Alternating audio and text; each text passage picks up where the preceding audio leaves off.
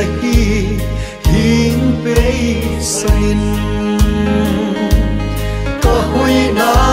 let sin na te ka hi na teng teng yanin na mai ma a suan ni ka nei lo ka in sum ka et siang in na ten na ka hi von lo in na le in na in nan kem si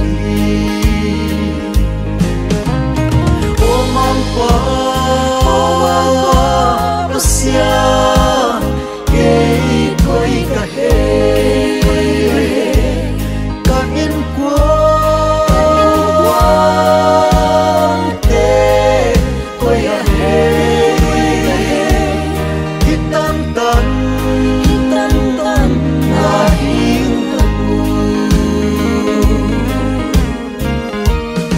o bel mi te et banga hing en loin kan nay me le nei le lam ka siam na le bil na te ka tan lom lo im na tom sana le kwal song na khel lama na van man to palo pi na hin tam sa mang pa ka sing zolo o mang pa pasya ke koi ka he ka hin kwang te koi a he hitan tan na hing na pu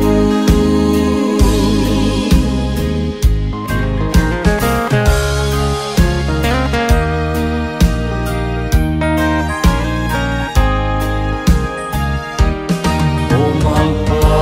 na melva oi ka en ngam lo na hoi na esiam tho na lucia na kam chia ka sia na te a hi lang zela di bang lo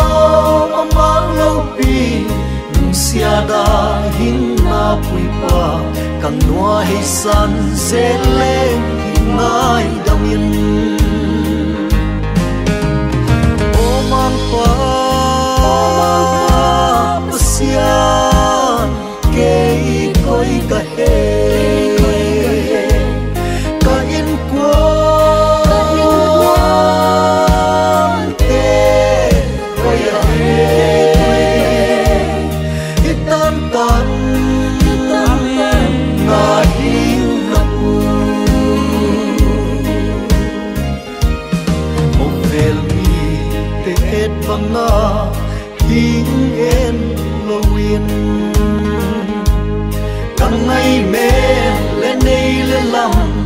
ka siam na le bil na te ka tan lom lo im na dom sa